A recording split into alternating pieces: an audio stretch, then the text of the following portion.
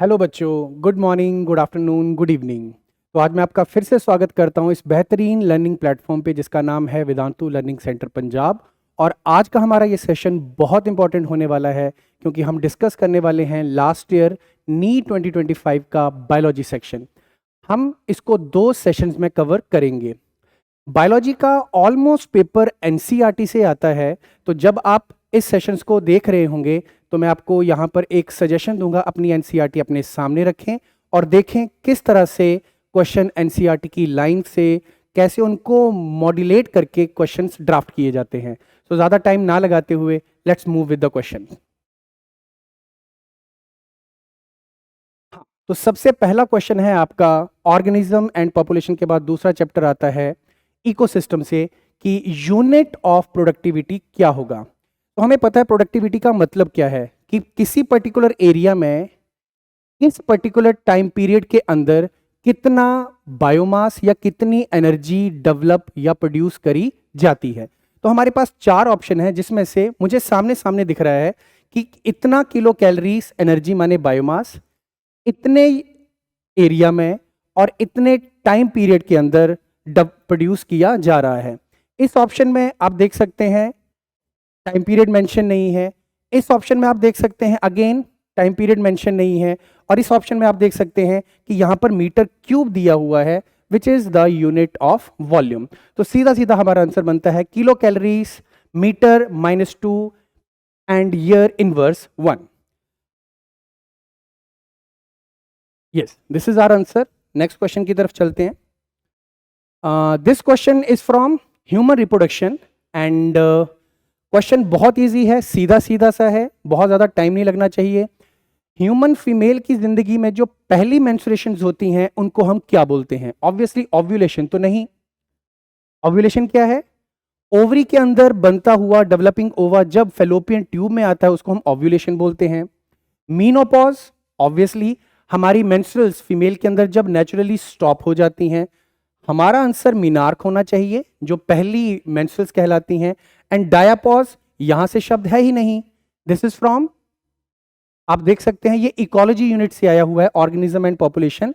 डायापॉज का मतलब होता है कि थोड़े से समय के लिए, चाहे आप इंसेक्ट्स की बात करो, कुछ मैमल्स की बात करो, वो अपनी ग्रोथ पैटर्न को स्लो कर देते हैं। सो पहली मेंस्ट्रुएशन ऑब्वियसली क्या कहलाएगी? हमारी menarche. So this was the very very direct question, easy question. Next question पे शिफ्ट करते हैं। हाँ, ये एक असर्शन रीजन है। असर्शन रीजन आता है, प्लीज पहला पॉइंट है बहुत ध्यान से सवाल को पढ़ा जाए।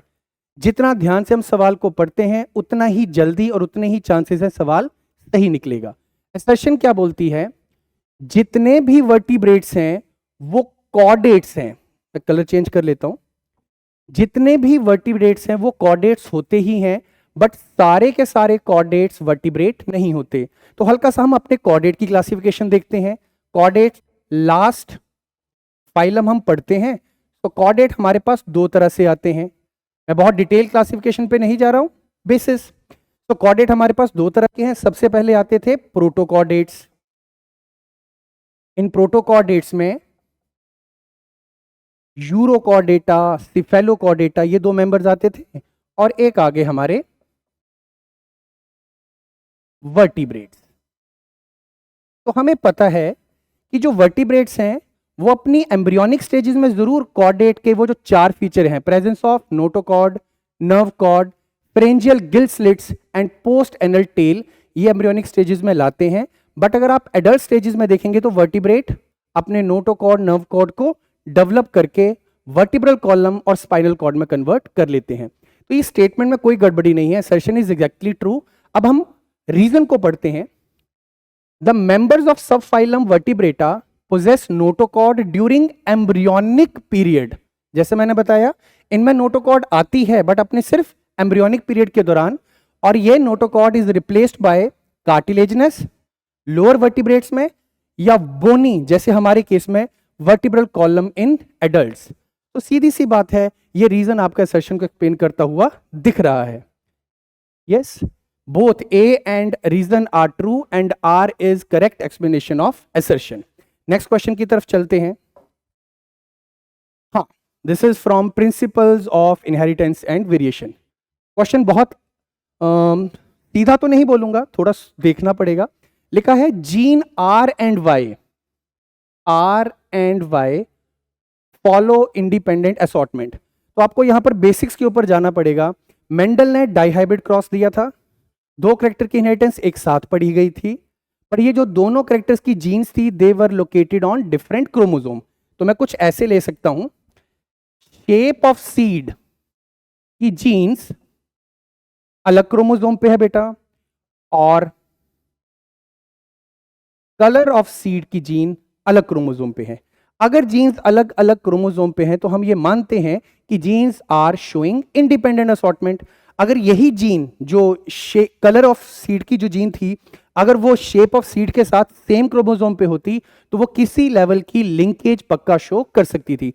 तो ये सिंपल बेसिक आपके लॉ ऑफ इंडिपेंडेंट असॉर्टमेंट और डाइहाइब्रिड क्रॉस को ही बोल रहा है। हम थोड़ा सा कंफ्यूज हो सकते थे क्योंकि ये पहली बार उन्होंने अलग से मेंशन किया कि दे शोज इंडिपेंडेंट असॉर्टमेंट, तो ये डाइहाइब्रिड क्रॉस का ही नॉर्मल केस है। तो यह क्रॉस है हमारे पास। अगर हम राउंड येलो सीड वाले प्लांट को रिंकल्ड ग्रीन वालों के साथ क्रॉस करते हैं तो हमें याद है F1 क्या आती थी, same round and yellow, but they are heterozygous. और इन्हीं को ही जब आप सेल्फ करते थे तो F2 में हमारे पास पुत्र जी 9:3:3:1 की रेशो निकल के आती थी। ठीक, तो क्वेश्चन को देखें, genes R&Y follow independent assortment. तो if round and yellow produce crosses with wrinkled and green, what will be the phenotypic ratio in F2 generation? सीधा सीधा है 9:3:3:1। तो बच्चों इस सवाल में जो मेन पॉइंट था जो हमें देखना था वो ये था कि दे फॉलो इंडिपेंडेंट असॉर्टमेंट, और ये कोई अनयूजुअल केस नहीं है। मेंडल ने जब काम किया था तो शेप और कलर ऑफ सीड की जीन्स उसने चूज ही इस तरह से करी थी कि they were present on different chromosome. तो हमारा आंसर ऑब्वियसली नहीं, ये मोनोहाइब्रिड क्रॉस की रेशियो है फिनोटिपिक, ये मोनोहाइब्रिड क्रॉस की जीनोटिपिक रेशियो है, और this is our 9:3:3:1 the answer. Correct. चलिए अगले सवाल की तरफ चलते हैं। यस, हमारा आंसर है 9:3:3:1। Okay, so this question is from biotechnology unit, बहुत इंपॉर्टेंट है। आप लोग अगर प्रीवियस ईयर सॉल्व करते हैं तो आपको पता है +2 में ये 2 यूनिट बायोटेक्नोलॉजी के दोनों चैप्टर और जेनेटिक्स एंड एवोल्यूशन में genetic principles, molecular basis of inheritance and evolution बहुत इंपॉर्टेंट है, काफी ज्यादा वेटेज है। तो क्वेश्चन को देखते हैं, 2 स्टेटमेंट्स हैं, स्टेटमेंट्स को पढ़ते हैं। Statement 1, DNA fragments extracted from gel electrophoresis can be used in construction of recombinant DNA. Yes, हमारे पास कोई डीएनए सैंपल था, इसमें हमारी जीन ऑफ इंटरेस्ट थी लेट्स से, तो हमने रिस्ट्रिक्शन एंजाइम का इस्तेमाल करके इसको क्लीव किया और जेल इलेक्ट्रोफोरेसिस से हम इस जीन ऑफ इंटरेस्ट को अलग कर पाए। करेक्ट। वहीं अब मुझे रिकॉम्बिनेंट डीएनए बनाना है, तो रिकॉम्बिनेंट डीएनए का मतलब ऐसा है कि मैं अपने वेक्टर के अंदर इस जीन ऑफ इंटरेस्ट को इंट्रोड्यूस करवाऊंगा। This vector is not recombinant at present, पर जैसे मैं इसके अंदर जीन ऑफ इंटरेस्ट लगाऊंगा, अब मैं इस वेक्टर को या इस डीएनए को कह सकता हूं recombinant DNA. So vector containing this foreign gene is recombinant DNA. तो सही है स्टेटमेंट, गलत नहीं है। The DNA fragment extracted from gel electrophoresis, gel electrophoresis से हमने इस जीन ऑफ इंटरेस्ट को अलग किया था, can be used in construction of recombinant DNA. Correct. Okay, statement 2, smaller size of DNA fragment are observed near the anode, बिल्कुल सही है। while the fragments are of larger size they are found near the wells। तो हम जब jail cast करते हैं, jail prepare करते हैं, तो हमें पता है यहां पर हम वेल्स क्रिएट करते हैं यूजिंग जेल कॉम्ब। हम अपना डीएनए का सैंपल भी यहीं लोड करते हैं, और हमें पता है प्रिंसिपल, जेल इलेक्ट्रोफोरेसिस में DNA on the basis of size separate होते हैं।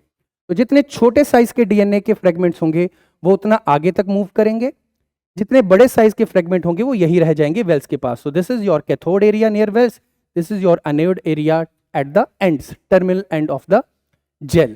तो ऑब्वियसली दोनों स्टेटमेंट मुझे सही लग रही हैं, दोनों का ही answer yes, both statement 1 and statement 2 are correct. Statement based assertion reasons important होते हैं, अच्छे से क्वेश्चंस को पढ़ना होता है। Moving to the next question. What is the main function of spindle fiber during mitosis? Question is from cell cycle, cell division. Again, very very important. बहुत छोटा सा चैप्टर है और 4-5 सवाल आराम से बन के आते हैं. तो स्पिंडल फाइबर्स, तो हमें माइटोसिस के दौरान जो ट्यूबुलिन प्रोटीन से बने हुए स्पिंडल अपरेटस हैं उनके फंक्शन के बारे में पूछा गया है. तो मैं लेट्स से मेटाफेज के आसपास का एक स्पिंडल अपरेटस बनाता हूं. इसका फंक्शन क्या है? सीधा प्रश्न है सर. सेल ग्रोथ, बच्चों जब सेल डिवीजन करता है, हमें पता है 2 फेजेस होती हैं सेल साइकिल की, इंटरफेस एंड एम. एम माने डिवीजन फेज. इंटरफेस के फर्दर हम 3 सेक्शन बनाते हैं, G1, S, G2 फेज. तो जितनी भी ग्रोथ रिलेटेड एस्पेक्ट हैं वो सारे के सारे तुम्हारे इंटरफेस में होते हैं. तो लिखा है regulate the growth. M phase के दौरान या डिवीजन फेज के दौरान किसी तरह की कोई ग्रोथ होती नहीं है. हमारा आंसर ऑब्वियसली एम फेज से रिलेटेड है. सो स्पिंडल फाइबर्स का ग्रोथ रिलेटेड कोई एस्पेक्ट नहीं है. This is wrong. To separate the chromosome, yes, ये बिल्कुल सही, यही इसका आंसर है. हमारे chromosome let's say metaphase plate पे इस तरह से अलाइन होते हैं, 46 के 46 क्रोमोसोम एंड सो ऑन, सारे के सारे. और इन स्पिंडल अपरेटस का क्या काम होता है? जो माइक्रोट्यूब्यूल के बने हुए हैं, ये यहाँ सेंट्रोमेयर को स्प्लिट करते हैं और दोनों क्रोमेटिड्स को ऑपोजिट पोल्स की तरफ, सॉरी दोनों आर्म्स ऑफ दिस क्रोमेटिड को ऑपोजिट पोल की तरफ खींचते हैं. आंसर ऑब्वियसली ये है. To synthesise new DNA, no sir, ये तो एस फेज के साथ रिलेटेड है, डीएनए की replication. And to repair damaged DNA, अरे अगर डीएनए रेप्लिकेशन यहां हो रही है तो रेप्लिकेशन के दौरान ही जो डैमेज आएगा उसकी रिपेयरिंग या तो इसके साथ या कहीं G2 के साथ रिलेटेड है. तो ऑब्वियसली हमारा सीधा सीधा आंसर बनता है टू सेपरेट क्रोमोसोम. अच्छा, to separate replicated chromosome would be the much better option. Chromosome हमारे पास इस अवस्था में भी है, क्रोमोसोम हमारे पास इस अवस्था में भी है. तो this is your replicated chromosome. तो माइटोसिस में रेप्लिकेटेड क्रोमोसोम की ये जो 2 क्रोमेटिड्स हैं इनको सेपरेट करने में स्पिंडल अपरेटस रोल प्ले करते हैं. ठीक, सो ये आंसर सीधा था, yes, to separate the chromosomes. Next question. Again ये आप मान सकते हैं सेल साइकिल, सेल डिवीजन से भी, अदरवाइज ये क्वेश्चन बनता है sexual reproduction in angiosperms, flowering plants. तो क्वेश्चन देखते हैं, how many meiotic and mitotic divisions need to occur for the development of mature female gametophyte from megaspore mother cell. अच्छा question है, सीधा तो नहीं बोलूंगा, थोड़ा थोड़ा सा तो देखना पड़ेगा. तो हमें मेगास्पोरोजेनेसिस की तरफ थोड़ा ध्यान देना पड़ेगा. मेगास्पोरोजेनेसिस, एंड मेगास्पोरोजेनेसिस से ही आगे रिलेटेड है मेगा गैमीटोजेनेसिस. ठीक, तो अगेन उतनी डिटेलिंग पे नहीं जाएंगे. ये रहा मेरा मेगास्पोर मदर सेल 2n. आप डिफरेंस समझते हैं? माइक्रोस्पोरोजेनेसिस में ढेर सारे माइक्रोस्पोर्स बनते हैं, मिलियंस की संख्या में माइक्रोस्पोर बनते हैं. पर अगर हम बात करें मेगास्पोरोजेनेसिस की तरफ, फीमेल गमीट या फीमेल गमीट कंटेनिंग स्ट्रक्चर एक ही बनता है. तो सिर्फ एक ही सेल होता है जो उन सारे न्यूसेलस सेल्स में डिफरेंशिएट होकर बोलता है कि I will behave as megaspore mother cell. Megasporogenesis meiosis होती है. तो मियोसिस, ये मेगास्पोरोजेनेसिस यहां पर ले रहा हूं, मियोसिस. मियोसिस होगी हमारे पास 1 2 3 4 हैप्लॉइड मेगास्पोर्स बनते थे, करेक्ट. तो एक मियोसिस आ गई. अब हमें पता है बाय रूल इन सभी में से ये तीनों, इन सभी में से ये 3 मेगास्पोर जो है वो डीजनरेट हो जाते हैं, सिर्फ एक बचता है. तो this is your functional. Now this functional megaspore, ये जो फंक्शनल मेगास्पोर ऑब्वियसली ये n होगा क्योंकि मियोसिस से बना था. Now this functional megaspore will undergoes 3 repeated एंडोमाइटोसिस. पहली माइटोसिस से you will have 2 nucleus condition. दूसरी माइटोसिस से इन दोनों न्यूक्लियस में डिवीजन होगी, you will have 1 2 3 4 nucleases. And इनमें फिर third repeatedly without any intermediate stage, लगातार 3 माइटोसिस होती हैं और हमारे पास 1 2 3 4 5 6 7 8 न्यूक्लियस कंडीशन आ जाती है। अब अंत में यही फिर स्ट्रक्चर एक मैच्योर फीमेल गेमेटोफाइट में कन्वर्ट होता है, जिसमें आपका वो जो चलाजल एंड है, चलाजल एंड की तरफ 3 antipodal cells containing 3 nucleus, centre में we have 2 polar nuclei, 2 nucleus centre में होते हैं, और माइक्रोपाइल एंड की तरफ वी हैव एग अपरेटस, जिसमें साइड में 2 साइनर्जिड्स और ये सेंटर वाला आ गया आपका एग। तो अब हम देखते हैं, क्वेश्चन यही पूछा था, female gametophyte, this is your mature female gametophyte, okay, and this was your megaspore mother cell. तो एक मेगास्पोर मदर सेल से मैच्योर फीमेल गेमेटोफाइट बनाने के लिए कितनी मियोसिस, कितनी माइटोसिस? तो नो मियोसिस, ये गलत है। 2 मियोसिस, ये गलत है। 1 मियोसिस एंड 2 माइटोसिस, समझ आ रहा है? नहीं, 2 नहीं, ये गलत है। 1 मियोसिस एंड 3 कॉन्सिक्यूटिव माइटोसिस। तो ये पहली मियोसिस और उसके बाद 1 2 3 लगातार 3 माइटोसिस होती हैं। तो इसका आंसर हमारे पास बन के आएगा 1 meiosis and 3 mitosis. Moving to next. Okay, identify statement that is not correct. ध्यान दें, आपको रॉन्ग स्टेटमेंट आइडेंटिफाई करनी है। सवाल करते हुए एग्जाम में अपनी टेस्ट सीरीज के दौरान जब भी आप सवाल को पढ़ते हैं तो ऊपर how many of them are not correct, how many them are correct, ऊपर लिखने की आपको आइडेंटिफाई करना क्या है। तो this question is related to antibody, so obviously human health and disease. Antibody के स्ट्रक्चर को एक बार देख लेते हैं। Antibody is made up of 2 chains, Y shape structure. This is heavy chain, this is your light chain, correct. हमें ध्यान होगा 2 चेन से बना होता है। दिस इज, कलर डिफरेंट कर देता हूं, this is your light chain, this is your heavy chain.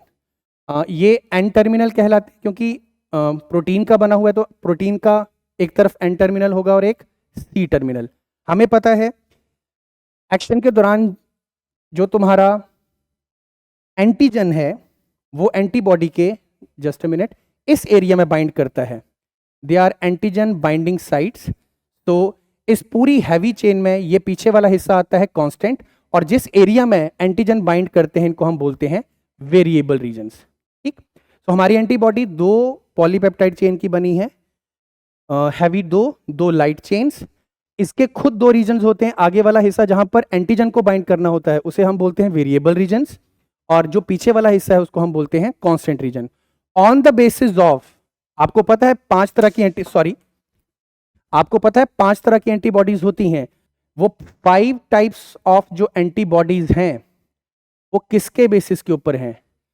5 different type of constant regions of heavy chain, alpha, gamma, epsilon, micron and delta, 5 type of antibodies. चलो सवाल की तरफ चलते हैं पीछे। तो क्या गलत है? Constant region of heavy chain and light chains are located at C terminal of antibodies. चलो देखते हैं, ये चीज सही है, कांस्टेंट या variable. Next, each antibody has 2 light and heavy chains, ये तो सही है बिल्कुल। Heavy and light chains are held together by disulphide bond, हमने बनाई नहीं, बट हम अगर एनसीईआरटी की डायग्राम देखेंगे यहां पर डाइसल्फाइड बॉन्ड्स होते हैं जो लाइट चेन्स में भी होंगे, हैवी चेन्स में भी होंगे, ये भी सही है। Antigen binding site is located at C terminal of antibody molecules, नहीं, it is located at N terminal of antibodies. ठीक, this is your wrong statement. Fine जी, चलो नेक्स्ट मूव। ओके, तो this question is again from human reproduction. काफी लंबी statement है, आराम से पढ़ेंगे इसको। ह्यूमन रिप्रोडक्शन से ये सवाल आया है। चलिए पहली स्टेटमेंट देखते हैं दोस्त। हाँ जी, the reductive division for the human female gametogenesis starts earlier than that of the male gametogenesis. Very very true.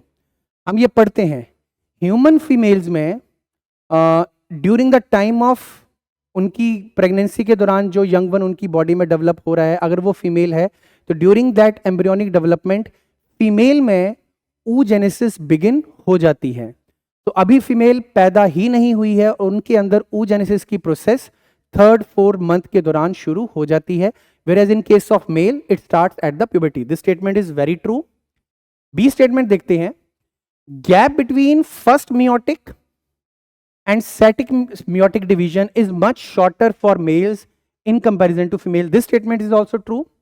हम सेल साइकिल सेल डिवीजन में पढ़ते हैं बच्चों कि हायर वर्टिब्रेट्स में मैमल्स भी उसमें इन्वॉल्व होंगे कि जैसे ही आप मियोसिस की leptotene, zygotene, pachytene, diplotene stage पे पहुंचते हैं तो मियोसिस 1 वहां पर अरेस्ट हो जाती है. तो मियोसिस 1 और मियोसिस 2 के बीच में ह्यूमन फीमेल के केस में कुछ सालों का फर्क पड़ जाता है. करेक्ट? तो ये स्टेटमेंट भी सही है. The first polar body is associated with the formation of primary oocyte. नहीं, पोलर बॉडी का हमें oogenesis के ऊपर ध्यान देना पड़ेगा. This is your primary oocyte जिसे मियोसिस करके ओवा बनाना है. तो दिस इज प्राइमरी oocyte. जब मियोसिस होगी फर्स्ट तो पहली पोलर बॉडी बनती है और आपका सेकेंडरी oocyte. ये पोलर बॉडी डीजनरेट हो जाती है. इसका फर्दर आगे इसकी डेवलपमेंट में डायरेक्ट कोई रोल नहीं है. So the first polar body is associated with the formation of primary oocyte. This is wrong. Then luteinizing hormone LH surge माने उसकी increased content leads to disintegration of endometrium and onset of menstrual bleeding. नहीं, ये statement भी गलत है. हमें पता है ये चीज कौन करवाता है, प्रोजेस्टेरोन का लेवल कम होने से. तो हमारे पास C और D ये दोनों स्टेटमेंट्स गलत होती हुई दिख रही हैं. एक बार देख लेते हैं. ओके, तो हमें पूछा गया था इनमें से हमें सही वाली निकालनी है. Correct, yes. तो A and B are true and C and D are false. क्यों गलत है वो हमें पता चल गया. पोलर बॉडी का प्राइमरी oocyte की डेवलपमेंट के साथ कोई लेना देना नहीं है. एलएच से तो ओव्यूलेशन होती है. एलएच सर्ज कॉज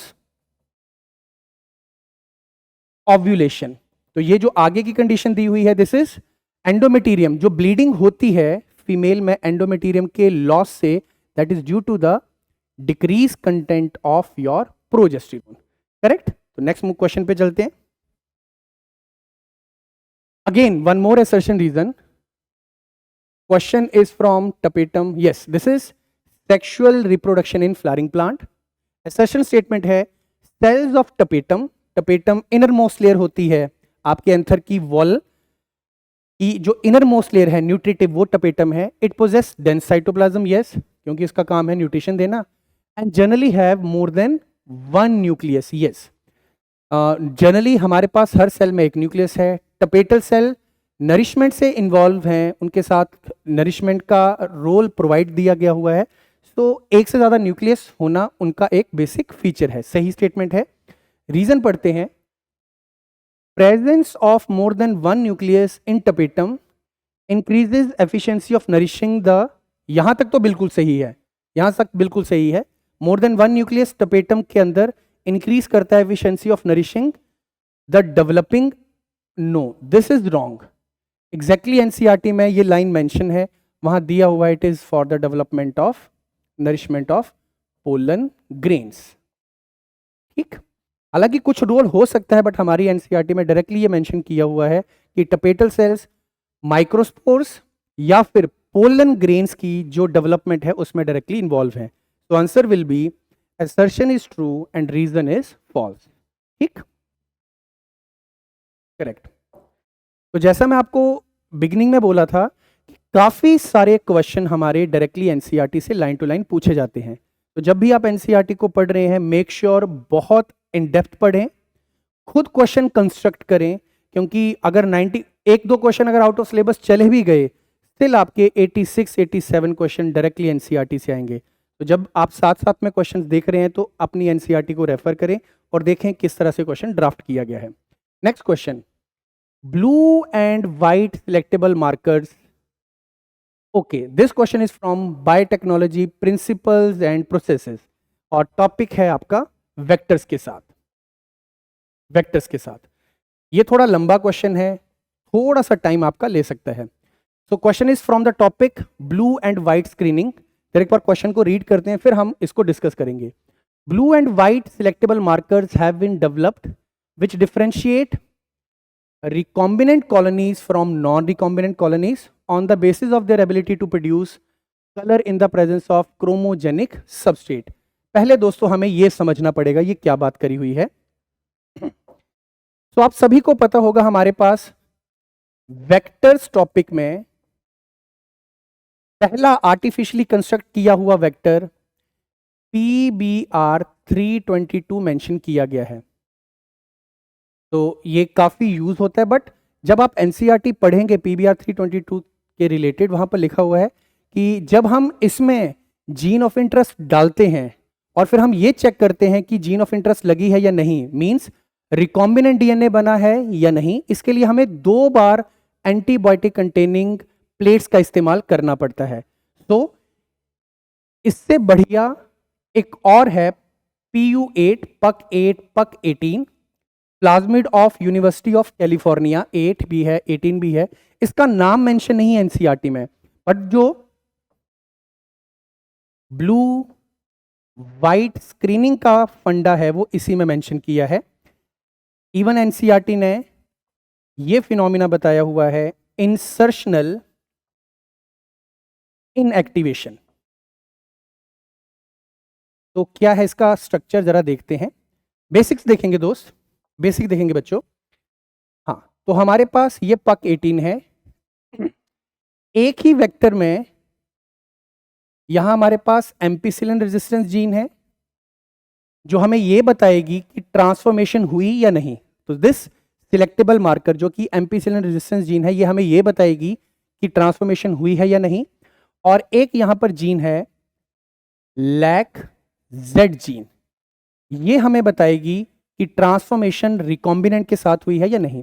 अब LAC-Z जीन तो आपने लैकोपेरॉन में पढ़ी थी, लैकोपेरॉन करेक्ट. अब ये जीन एंजाइम बनाती है बीटा गैलेक्टोसाइडेज करेक्ट. और इस बीटा गैलेक्टोसाइडेज का एक रिएक्शन तो ये है कि आप लैक्टोज को तोड़ के ग्लूकोज और गैलेक्टोज बनाओ. एक और रिएक्शन है कि ये एक क्रोमोजेनिक सबस्ट्रेट जिसका नाम है एक्स-गाल, इसकी फुल फॉर्म पे नहीं जाएंगे, this is a chromogenic substrate. इस सबस्ट्रेट का खुद कोई कलर नहीं है, पर अगर हम इस सबस्ट्रेट को इस एंजाइम से तोड़ें तो ये एक ब्लू कलर प्रोडक्ट प्रोड्यूस करता है. ये प्रोडक्ट का कलर होगा करेक्ट. तो पहले तो आप ये PUC8 के बारे में समझें. और इसमें एक ampicillin resistance gene is used to check whether transformation हुई है या नहीं. और LAC-Z विल चेक कि या जीन ऑफ इंटरेस्ट यहां लगी है या नहीं और रिकॉम्बिनेंट डीएनए बना है या नहीं. अब हमारे पास केस 1 लेते हैं ये कि let's say gene of interest हमने जो लगाई उसका जो क्लोनिंग साइट थी वो LAC-Z जीन के अंदर थी. तो हमने अपनी जीन ऑफ इंटरेस्ट यहां पर कंस्ट्रक्ट करवा दी. नाउ अगर जीन ऑफ इंटरेस्ट वहां पर लग चुकी है, इट मींस रिकॉम्बिनेंट डीएनए अगर बन चुका है, तो LAC-Z जीन क्या है, LAC-Z जीन क्या है, इनएक्टिवेटेड. तो इसका मतलब अगर हम उसको क्रोमोजेनिक सबस्ट्रेट देंगे तो ब्लू कलर कॉलोनीज प्रोड्यूस नहीं होंगी. और जीन ऑफ इंटरेस्ट अगर वहां लगी नहीं तो LAC-Z जीन जो है वो अपना फंक्शन दिखाएगी और कॉलोनीज ब्लू कलर की प्रोड्यूस होंगी. इंसर्शनल इनएक्टिवेशन यही समझाया गया है कि जब आप अपनी जीन ऑफ इंटरेस्ट इस वेक्टर में इंट्रोड्यूस करेंगे तो you insert gene here, this leads to inactivation of this gene, hence this enzyme, hence this product आगे बनेगा नहीं. अब सवाल की तरफ चलते हैं. तो मैंने आपको बेसिस सारा बताया, अब हम इस स्टेटमेंट के ऊपर अप्लाई करते हैं. Blue coloured colonies have DNA insert in the plasmid and they are identified as recombinant colonies. मुझे गड़बड़ लग रही है स्टेटमेंट में. दूसरी स्टेटमेंट देखते हैं. The colonies without blue colour have DNA insert in the plasmid and are identified as recombinant colonies. Yes, तो अगर हम न्यूट्रिएंट अगार प्लेट में उस होस्ट को ग्रो करवा के देखें, ई कोलाई को, जिसके अंदर हमारा वेक्टर है PUC8 और इसके साथ हमारी जीन ऑफ इंटरेस्ट है. ध्यान से समझिएगा ये पॉइंट. तो this is host with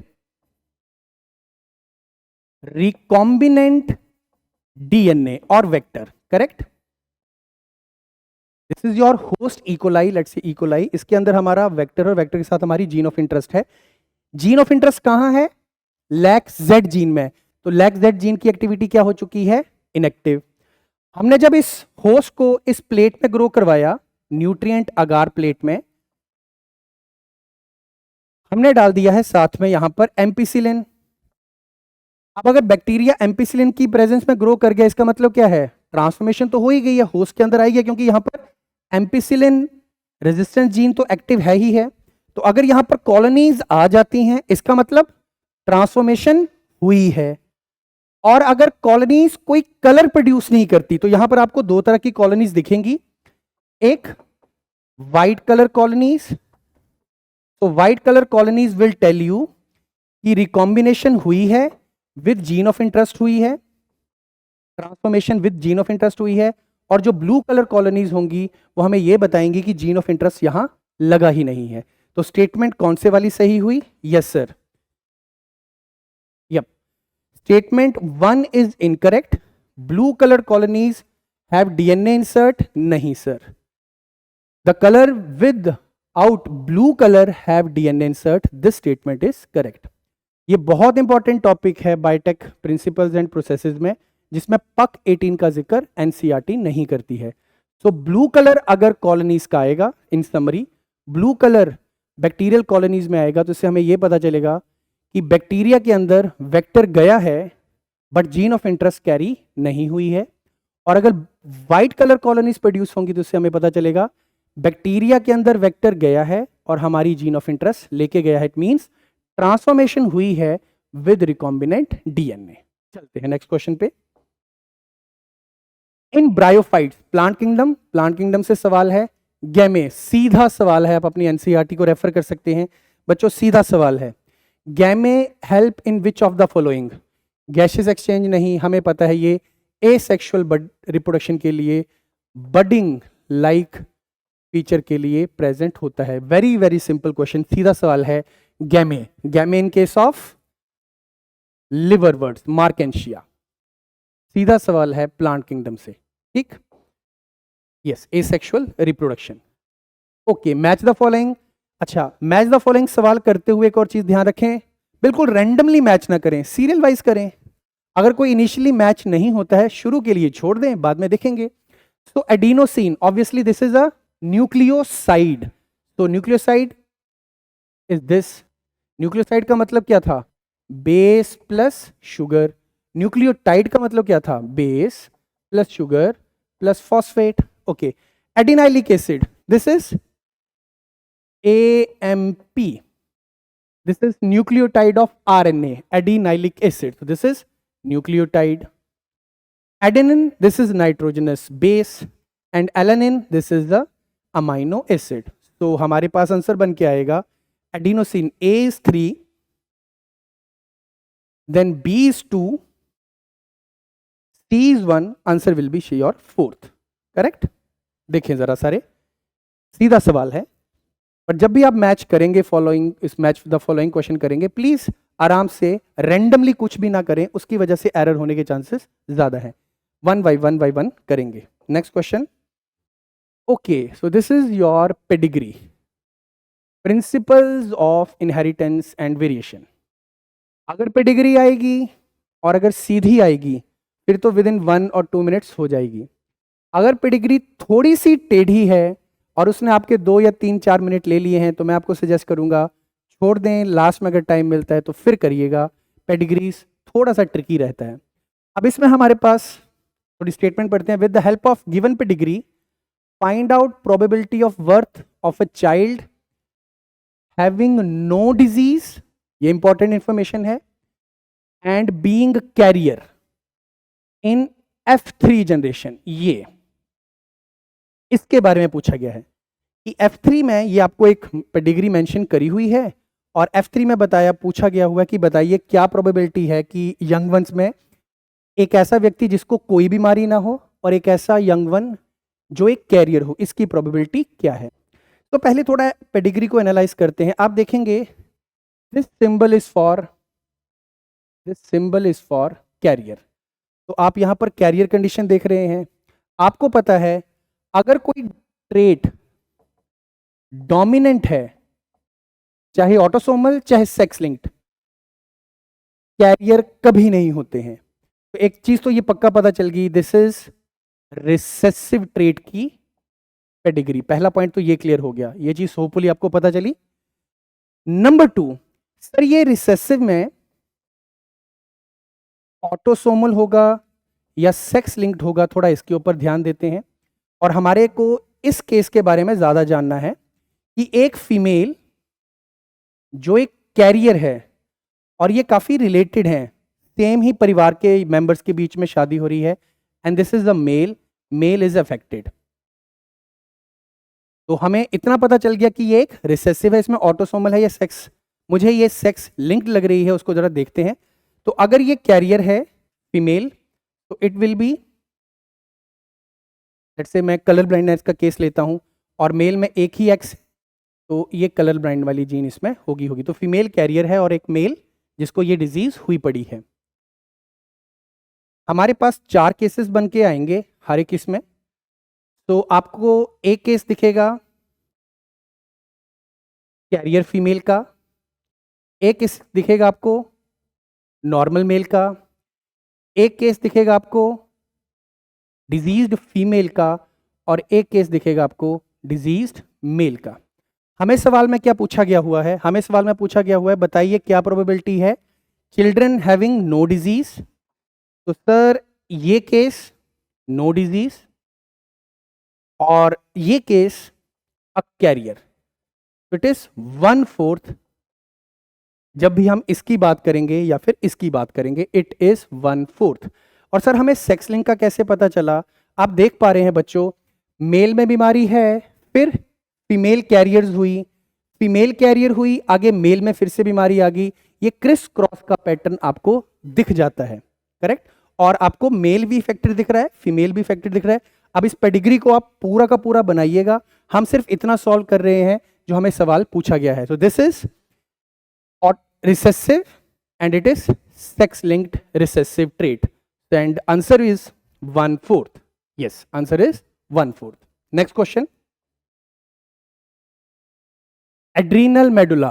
So this is 11th, chemical control and integration. किसके बारे में पूछा है? Adrenal medulla. तो एड्रीनल ग्लैंड्स के 2 हिस्से होते हैं, बाहर हमें कॉर्टेक्स बताया जाता है, अंदर वाला हिस्सा मेडुला। कुछ फंक्शंस बताए हुए हैं, पूछा गया है बताइए इनमें से कौन से स्टेटमेंट करेक्ट हैं। आप अपनी एनसीईआरटी अगर खोले हुए हैं आप पाएंगे सीधा एनसीईआरटी का स्टेटमेंट है, it causes pupillary constriction, no it causes pupillary dilation. अब ऐसा क्यों है ऑब्वियसली वो हम यहां डिस्कस नहीं कर पाएंगे, बट सीधी सीधी लाइन है एनसीईआरटी में, it is a hyperglycaemic, yes, glycogen को तोड़ के ग्लूकोज सिंथेसिस करवाना, पाइलोरेक्शन, यस, हेयर इरेक्शन करवाना, and it increases strength of heart contraction, yes. ये तीनों ही चीजें एड्रेनलिन नॉन एड्रेनलिन के साथ लिंक्ड है। तो आंसर इज, हमें करेक्ट ढूंढना था, so B is correct, C correct and D. This is fact based, this is data based, NCERT में आपको सीधा डाटा मिल जाएगा। Next, which of the following an example of, okay, it is from morpho part and on type of flower on the basis of symmetry. तो हमें पता है 3 तरह के फ्लावर हमने पढ़े थे, one was with radial symmetry, this was the symbol actinomorphic flower, one with bilateral symmetry zygomorphic flower, and one was asymmetrical, again ये भी डाटा बेस्ड है। तो मॉर्फो पढ़ेंगे, एनसीईआरटी में जाएंगे, radial symmetry mustard, datura, chilli. तो चिल्ली, दतूरा जाइगोमॉर्फिक में नहीं आ रहे हैं, bilateral, even petunia also bilateral, pea, bean, gulmohar, cassia, zygomorphic flower, fact based था, सीधा था, पी, बीन, गुलमोहर, केसिया, फॉर एग्जाम्पल एनसीईआरटी में मेंशन है, वहां हमारा आंसर आएगा पी। यस, चलिए next, who propose genetic code, molecular genetics, mole genetics, molecular basis of inheritance. Question है, ओके, तो ये टॉपिक है जब आप पढ़ते हैं जेनेटिक कोड, जेनेटिक कोड की डेवलपमेंट के रिलेटेड ये सवाल है। तो वहां पर 3-4 साइंटिस्ट का नाम है, एनसीईआरटी खोलेंगे, वहां पर जॉर्ज गैमो का नाम है, वहां पर निरनबर्ग का नाम है, वहां पर डॉक्टर हरगोबिंद खुराना का नाम है। तो ये जेनेटिक कोड की डेवलपमेंट के रिगार्डिंग कुछ साइंटिस्ट का नाम है, फैक्ट बेस्ड क्वेश्चन है। तो फ्रैंकलिन एंड स्टाहल, मेसेल्सन एंड स्टाहल, तो this is semi conservative mode of DNA, ये तो नहीं है।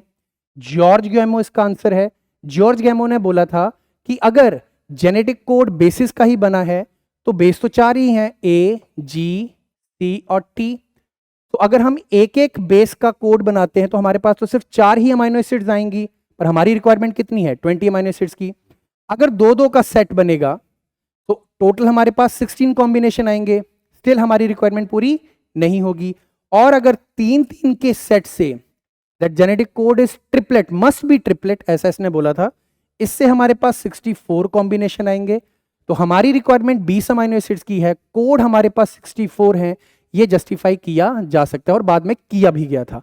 तो genetic code should be made up of 3 nucleotide, ये जॉर्ज गैमो से था। फ्रैंकलिन क्रिक, आपको पता है वॉटसन क्रिक ने डीएनए का स्ट्रक्चर दिया था। जैक्वी मोनोड, सर लैकोपेरोन के बारे में इसका नाम है। तो फैक्ट बेस है, सवाल पूछा जा सकता है। साइंटिस्ट के नाम, ईयर्स, डिस्कवरीज, कोई स्पेसिफिक तरह का डाटा बहुत इंपॉर्टेंट है। अगले सवाल की तरफ चलते हैं, इसका आंसर है जॉर्ज गैमो। ओके, तो दिस इज अगेन इकोसिस्टम, आपका इकोलॉजी से स्टेटमेंट है। पहली स्टेटमेंट पढ़ते हैं, in the ecosystem there is unidirectional flow of energy from sun to producers and, बिल्कुल सही, कोई गड़बड़ ही नहीं है, बिल्कुल सही है। एनसीईआरटी में भी और हमें पता है यूनिडायरेक्शनल फ्लो ऑफ एनर्जी होता है। सन की एनर्जी का यूज करके प्रोड्यूसर्स खाना बनाते हैं और फूड चेन के अनुसार फिर वो हायर ट्रॉफिक लेवल्स तक जाता है। Statement 2, ecosystems are exempted, no, they are also not exempted, this statement is wrong. Second law of thermodynamics which is related to randomness। तो इकोसिस्टम पे फर्स्ट यूनिडायरेक्शनल फ्लो जो एनर्जी का एक तरफ होता है और सेकंड लॉ ऑफ थर्मोडायनामिक्स दोनों ही अप्लाई होते हैं।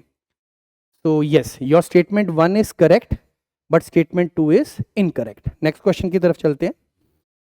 Okay, sweet potato and potato represent certain type of evolution, evolution से सवाल है। Sweet potato is for storage of food, modification of root, ये सर रूट से है। एविडेंसेस ऑफ एवोल्यूशन से ये टॉपिक बना, क्वेश्चन बना हुआ है। Potato also for food storage and it is the modification of stem. तो आपको दिख रहा है दो अलग अलग स्ट्रक्चर, एक रूट है एक स्टेम है, पर दोनों का काम क्या है, फूड स्टोरेज। दोनों का काम है मेरे बच्चों फूड स्टोर करना। तो this is obviously convergent, obviously convergent, देखिए आंसर क्या बनेगा, obviously convergent.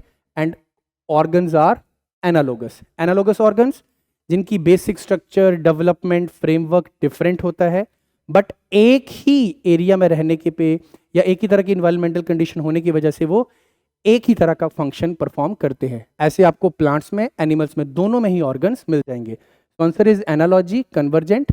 Again this example is in your NCERT. चलो बच्चों अगला, एनिमल किंगडम, साइक्लोस्टोमेट्स, गोल मुंह वाली प्रिमिटिव मछलियां लाइक स्ट्रक्चर। सर सीधा फैक्ट है, सारे के सारे फ्री लिविंग नहीं, सारे के सारे एंडोपैरासाइट नहीं होते, सिम्बायोटिक नहीं होते, they live as ectoparasites on true fishes. Cyclostomates are primitive fishes, they act on, data based है, फैक्ट बेस्ड है, they feed on other higher fishes as ectoparasites. Histones, histones sir आप ये सवाल biomolecule से भी ले सकते हैं सर, आप इस सवाल को मॉलिक्यूलर बेसिस ऑफ इनहेरिटेंस से भी ले सकते हैं। तो हिस्टोन्स आर बेसिक और positively charge protein involve in basic level of packaging of DNA. तो अगर प्रोटीन बेसिक है या पॉजिटिवली चार्ज है तो अमाइनो एसिड भी बेसिक होंगी, पॉजिटिवली चार्ज। तो हमारे पास 3 ही होती हैं, lysine, arginine and histidine. Histidine का एग्जाम्पल एनसीईआरटी ने नहीं दिया है, लाइसिन एंड आर्जिनिन मेंशन किया है। Fact base, histones basic protein होते हैं, पैकेजिंग ऑफ डीएनए में इन्वॉल्व होते हैं, so lysine and arginine mention किया है। Answer will be B, answer will be B, yes. Again this is from organisms and population,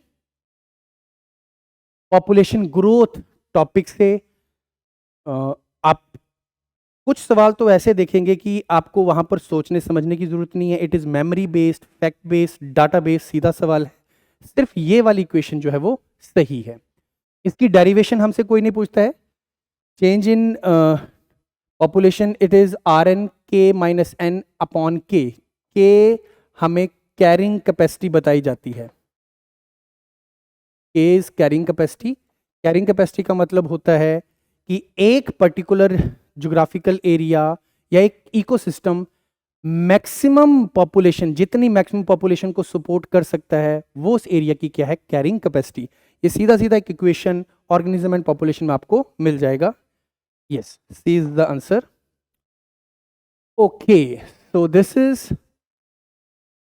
cell biology unit से cell chapter. Assertion reason carefully पढ़ते हैं। Primary function of Golgi apparatus is to pack the material made by ER and deliver it to intra or outside of the cell।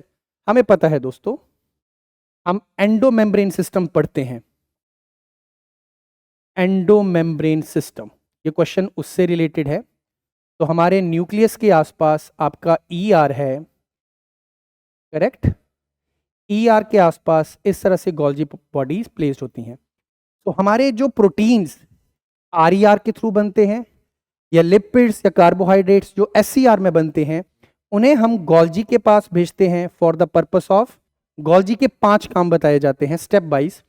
पहला काम, it receive all those protein which needs modification और packaging और fats, उनको receive करना। Number 2, उनको sort करना, अलग अलग करना। नंबर 3, उनको मॉडिफाई करना। नंबर 4, उनको पैक करना। एंड नंबर 5, उनको शिप करना या उनको डिलीवर करना। तो गोल्जी का काम ही यही है कि जो भी मटेरियल ER से आ रहा है उसको रिसीव करके, सॉर्ट करके, मॉडिफाई करके, पैक करके डिलीवर किया जाए। तो ए स्टेटमेंट तो बिल्कुल सही है, कुछ गलत नहीं है। रीजन को पढ़ते हैं। Vesicles containing material by the ER fuse with cis face of Golgi and they are modified and release from the trans. हाँ, तो बच्चों ये फेस जहां से वेसिकल्स आते हैं मटेरियल लेके, ये सिस फेस होती है। फॉर्मिंग फेस भी बोलते हैं सिस फेस को, और इसको अपन मैचुरेशन फेस भी बोलते हैं। तो ये स्टेटमेंट भी सही है। यस, तो यस, इसका आंसर आपके पास असर्शन रीजन दोनों सही हैं, और रीजन जो है वो उसको पूरी तरह से एक्सप्लेन कर रहा है कि गोल्जी का ये काम क्यों है कि गोल्जी के पास एंजाइम्स भी हैं उस चीज को मॉडिफाई वगैरह करने के लिए, और ये एंडोमेम्ब्रेन सिस्टम है उसका पार्ट है। जो भी ER से आपको मिलेगा गोल्जी को, वो गोल्जी उसको मॉडिफाई करके रिलीज करके भेज देगा। Okay, next question, rubisco. This is from photosynthesis plant physiology. Rubisco के बारे में क्या सही है? सर, रूबिस्को का नाम था ribulose 1,5 bisphosphate carboxylase as well as oxygenase property. तो पहली स्टेटमेंट है इट कैटालाइज कार्बोक्सिलेशन। सर सही है, कार्बोक्सिलेशन भी कर सकता है, ऑक्सीजनेशन भी कर सकता है, दोनों सही है। अभी यहाँ कार्बोक्सिलेशन लिखा है। It is active only in dark, नहीं, दिन में रात में दोनों में ये काम करता है। It has higher affinity, no no, generally उसकी हायर एफिनिटी CO2 के लिए ही है। This statement is also wrong.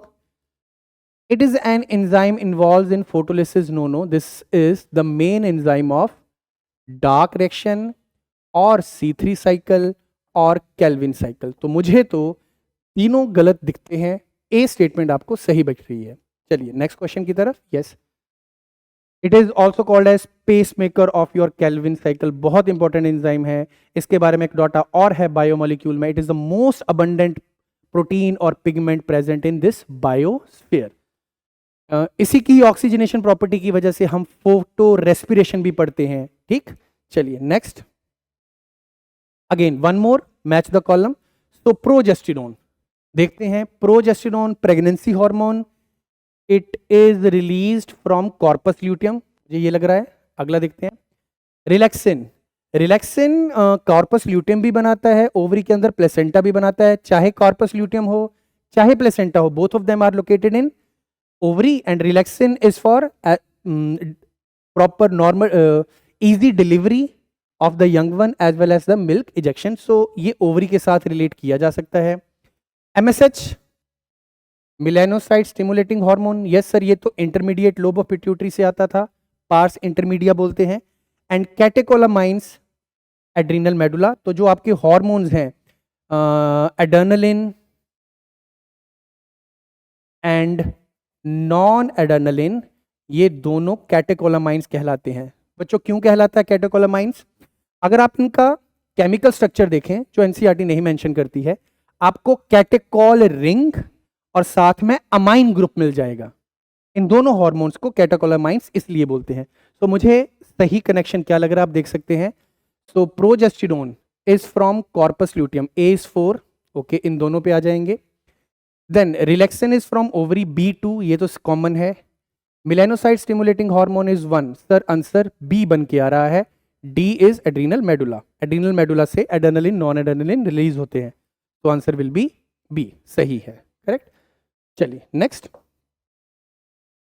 Protein portion of an enzyme. बच्चों एंजाइम दो तरह के होते हैं, एक सिंपल एंजाइम, ऐसे एंजाइम जो सिर्फ प्रोटीन पार्ट से बना है, जिसको अपना काम करने के लिए किसी दूसरे सेगमेंट की या दूसरे पार्टनर की जरूरत नहीं है। एक होते हैं होलो एंजाइम और कॉन्जुगेटेड एंजाइम भी बोला जा सकता है। इन एंजाइम्स को काम करने के लिए एक, हाँ, इसका जो सॉरी प्रोटीन पार्ट जो होता है विच इज इनएक्टिव, इसको हम बोलते हैं apo enzyme. This is protein part. इस प्रोटीन पार्ट को काम करने के लिए या आपको कोएंजाइम्स चाहिए, या आपको प्रोस्थेटिक ग्रुप चाहिए, या आपको कोई इनऑर्गेनिक आयन चाहिए, और इन तीनों को हम क्या बोलते हैं? कोफैक्टर्स। ठीक, सो इस तरह के एंजाइम्स जिनमें एपो एंजाइम जो प्रोटीन पार्ट है वो खुद काम नहीं कर सकता, इट नीड्स सम कोफैक्टर्स। अगर वो कोफैक्टर एंजाइम से विटामिन से डिराइव किए गए हैं, ऑर्गेनिक मटेरियल है, तो वो कोएंजाइम कहलाते हैं। प्रोस्थेटिक ग्रुप जनरली ऑर्गेनिक है, ये भी नॉन प्रोटीन है, ये भी नॉन प्रोटीन है, और इनऑर्गेनिक केमिकल्स या आयंस तो नॉन प्रोटीन होते ही हैं। तो क्वेश्चन सीधा था, protein portion of enzyme is called as apoenzyme. Apoenzyme is inactive form in case of your holoenzyme, correct. ये आपका बायोमोलिक्यूल चैप्टर से सवाल पूछा गया हुआ है। Okay, it is apoenzyme, yes. ये तीनों तरह प्रोस्थेटिक ग्रुप, कोएंजाइम, ये कोफैक्टर के ही टाइप्स हैं। ओके, जीन क्लोनिंग के लिए क्या इसेंशियल नहीं है? Biotechnology principles and process. Restriction enzyme तो लग रहे हैं चाहिए, चाहिए सर।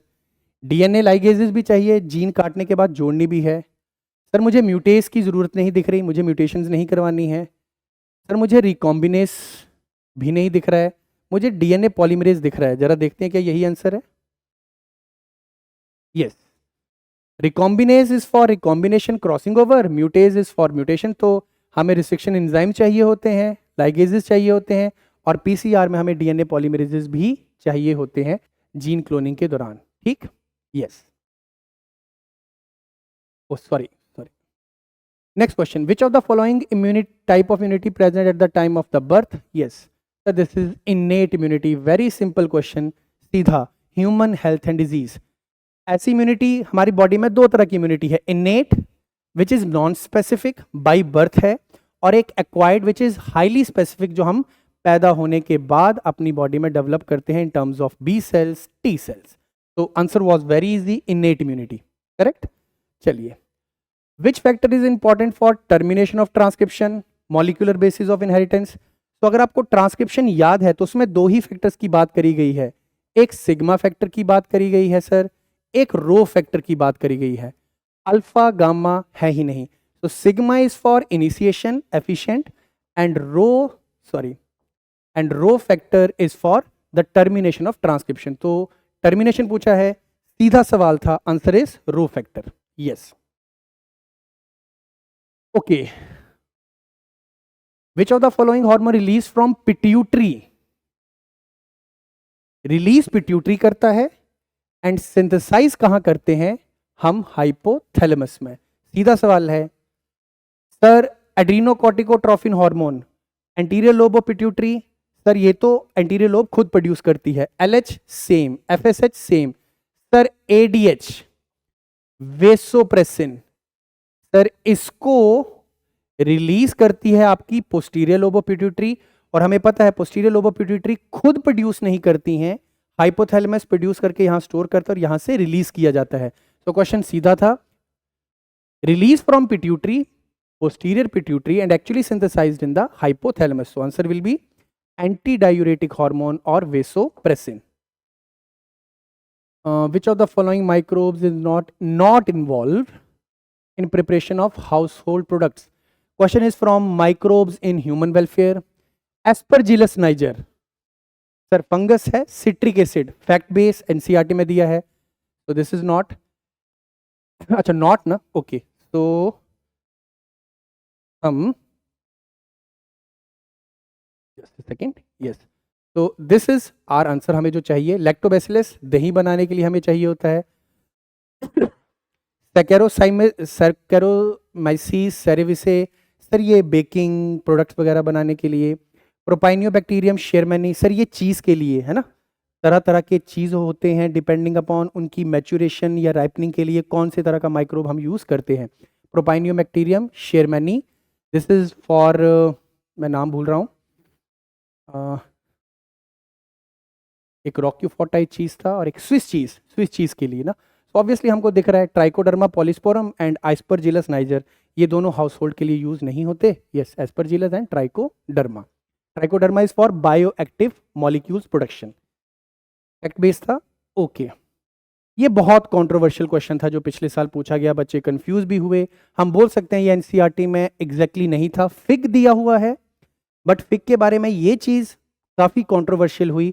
हम इस चीज को देखते हैं, it is a non vegetarian fruit. क्यों बोला गया नॉन वेजिटेरियन, ये एस्पेक्ट आया ही क्यों? क्योंकि हम जानते हैं फिग जो फ्रूट है वो अपनी पॉलिनेशन के लिए एक वास्प का यूज करता है, और वास्प क्या करता है, फिग फ्रूट के अंदर आके अपने एग ले करता है, सो दैट ओवी पोजिशन और एग की डेवलपमेंट के लिए आपको जगह मिले। So it is a example of mutualism.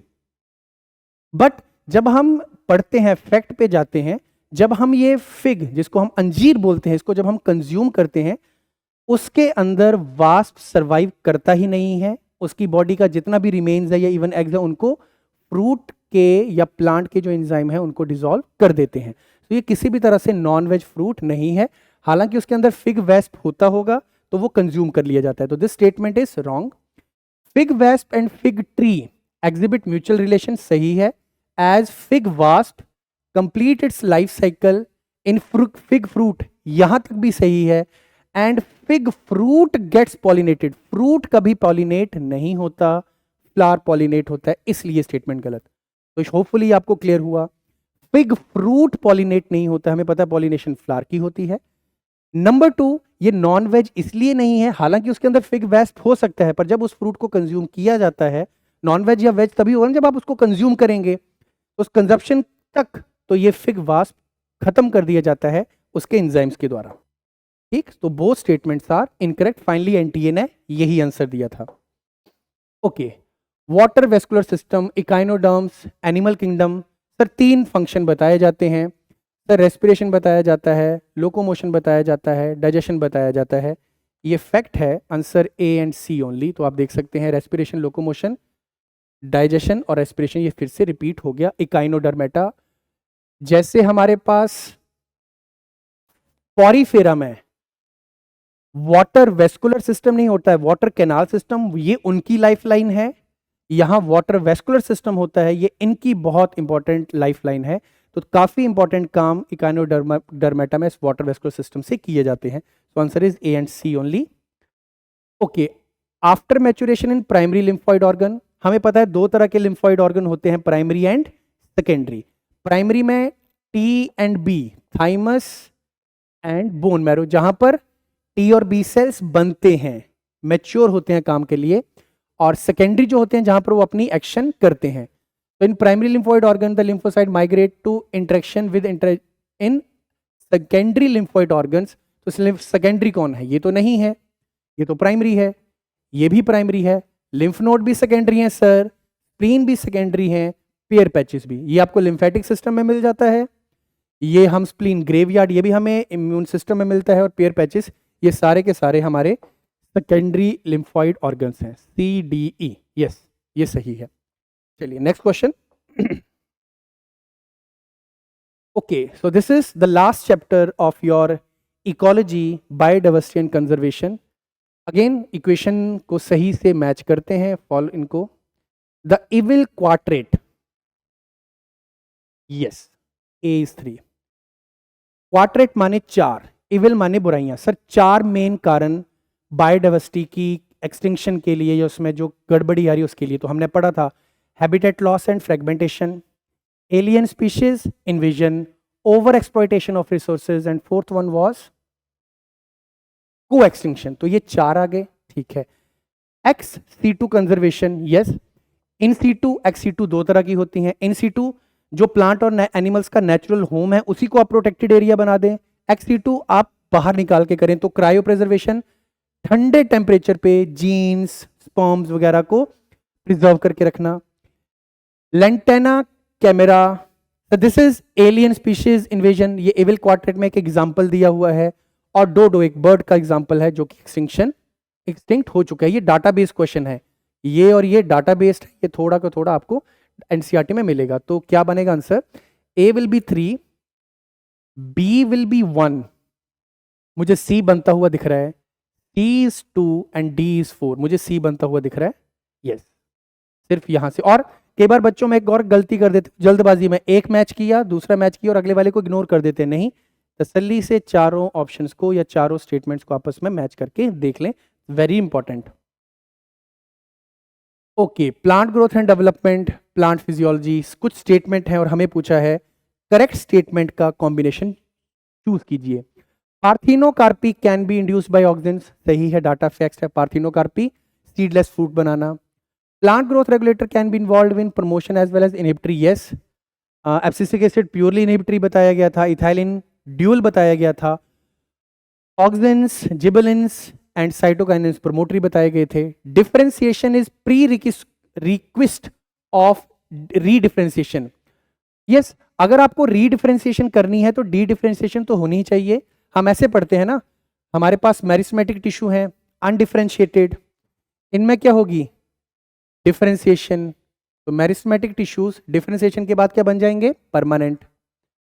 अब प्लांट में ही हमने पढ़ा था, एनिमल्स में भी होता है, प्लांट में हमने पढ़ा था सेकेंडरी ग्रोथ के दौरान कि कुछ परमानेंट टिश्यूज डी डिफरेंशिएट करके क्या बनाते हैं? Secondary meristems, correct. और इन सेकेंडरी मेरिस्टेम्स में फिर से क्या होती है? रीडिफरेंशिएशन, और इन रीडिफरेंशिएशंस के बाद क्या बनते हैं तुम्हारे? Secondary permanent, correct. तो हमें सामने दिख रहा है दैट रीडिफरेंशिएशन होने के लिए पहले डी डिफरेंशिएशन होनी जरूरी है। तो ये स्टेटमेंट भी हमें सही दिख रही है। नहीं, एब्सिसिक एसिड कहीं से प्रमोटर नहीं है। Apical dominance promote the growth of, नहीं, ये भी गलत है। तो मुझे पहली तीन स्टेटमेंट सही दिख रही हैं, जरा देखते हैं। यस, A, B, C सही। ग्रोथ प्रमोटर नहीं, इनहिबिटर है, और एपिकल डोमिनेंस से एपिकल बर्ड्स की ग्रोथ होती है, ना कि लेटरल बर्ड्स की। Next question, one more, match the following. तो ट्रीडोफाइट, तो ट्रीडोफाइट में मुझे दिख रहा है आपका साल्विनिया। आप वो एनसीईआरटी की टर्म पढ़ते हैं दैट सम ट्रीडोफाइट जैसे Salvinia, Selaginella shows heterospory, still seed formation नहीं हो पाती। Bryophyte obviously this Polytrichum. Angiosperm आपका साल्विया। हम मॉर्फो में साल्विया एग्जाम्पल लेते हैं, साल्विया जहां पर हम स्टेमन की लेंथ के ऊपर एग्जाम्पल करते हैं। One is your Salvia and other one is mustard and gymnosperm is Ginkgo. तो ऑब्वियसली आंसर बनेगा हमारे पास pteridophyte is 4, A is 4, then bryophyte is 3, angiosperm is 1 and gymnosperm is your 2. So answer is your, yes, C, correct. Next question. Why can't insulin be given orally to a diabetic patient? Insulin, देख लीजिए, या तो आप इस सवाल को diabetes माने आपके केमिकल कंट्रोल इंटीग्रेशन से ले सकते हैं, या फिर आप बायोटेक्नोलॉजी एप्लीकेशन से। हम इंसुलिन डायरेक्टली पेशेंट को क्यों नहीं देते? फिर इसकी बायो अवेलेबिलिटी इंक्रीज हो जाती है? नहीं, सीधा सवाल है ये। Human body will elicit strong response? नहीं, हमने जेनेटिक इंजीनियरिंग से ऐसा इंसुलिन बनाया है जो इम्यून रिस्पॉन्स शो नहीं करता। इट विल बी, यस, हो सकता है DGI ट्रैक में उसकी कुछ गड़बड़ हो जाए बिकॉज ऑफ स्ट्रक्चरल वेरिएशन। नहीं, ये स्टेटमेंट भी नहीं होगी। यस, चलिए next. Which of the following is characteristic feature of gymnosperm? Plant kingdom से सवाल आया है।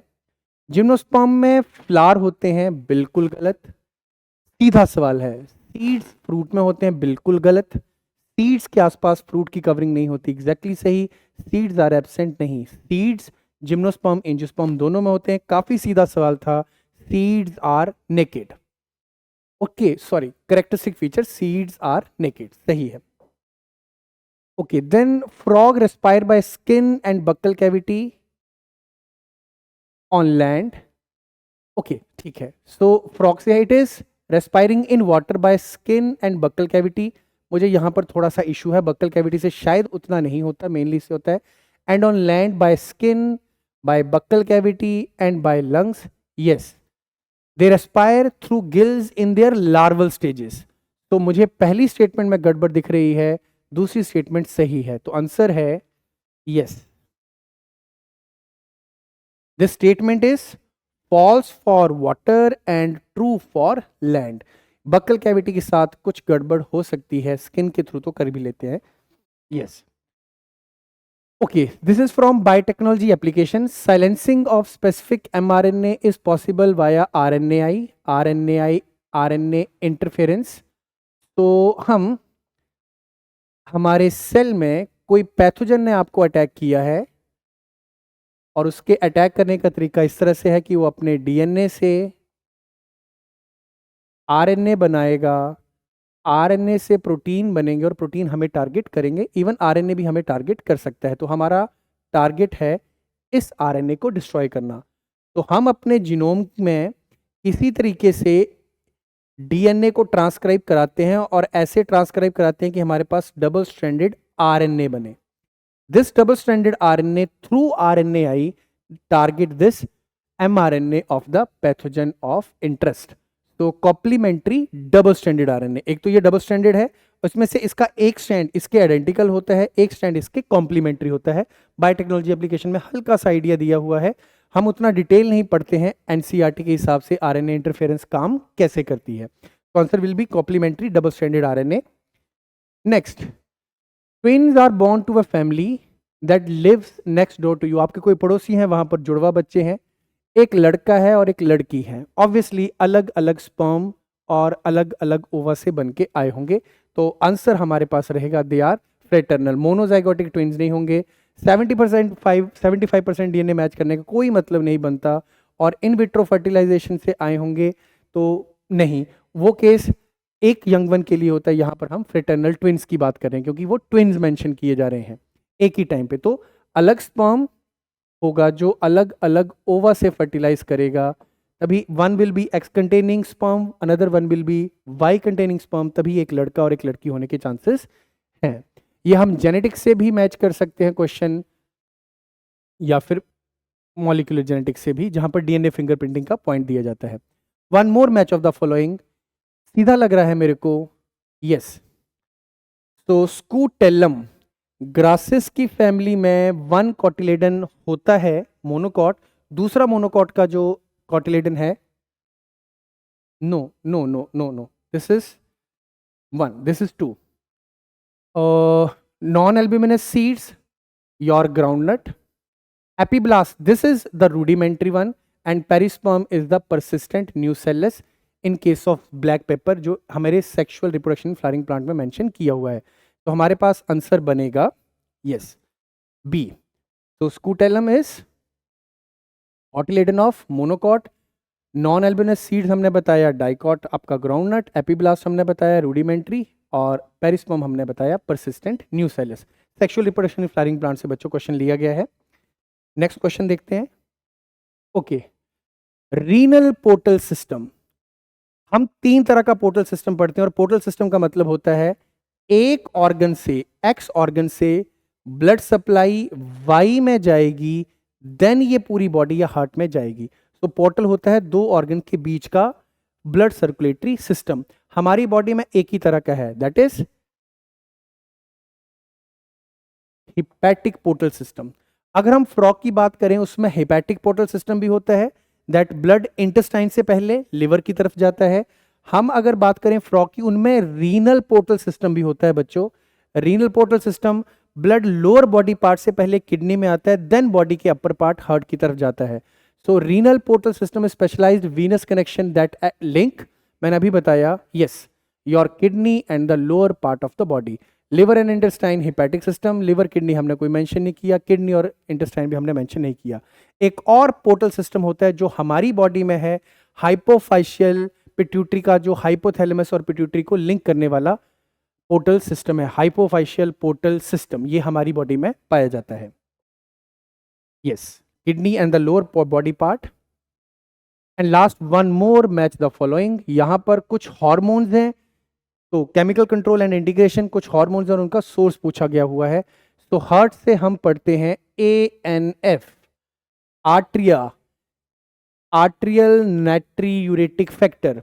जब कभी ब्लड वॉल्यूम या ब्लड प्रेशर बढ़ता है तो आर्टरीज की वॉल में रिसेप्टर्स या सेंसर्स होते हैं जो इस ब्लड वॉल्यूम को, प्रेशर को बढ़ते हुए को चेक कर सकते हैं, फिर ये हार्मोन प्रोड्यूस करते हैं। किडनीज, एरिथ्रोपोइटिन, हम जानते हैं किडनीज एट, जब हमारी बॉडी कभी ऑक्सीजन की डेफिशिएंसी वाली कंडीशन चेक करती है, सो kidney produce this hormone erythropoietin which increase RBC formation through the process of erythropoiesis. GI trick, secretin नाम से ही पता चल रहा है, और एड्रीनल कॉर्टेक्स से हम बनाते हैं एल्डोस्टेरोन। एल्डोस्टेरोन रास सिस्टम में भी अपने पास आता है जब हम एक्सक्रीटरी सिस्टम करते हैं, और aldosterone is for the maintenance of sodium and potassium. It promote reabsorption of sodium and secretion of potassium at DCT. This is in your excretory product and their elimination. Yes, so this is your answer. So remaining 45 questions will be in the next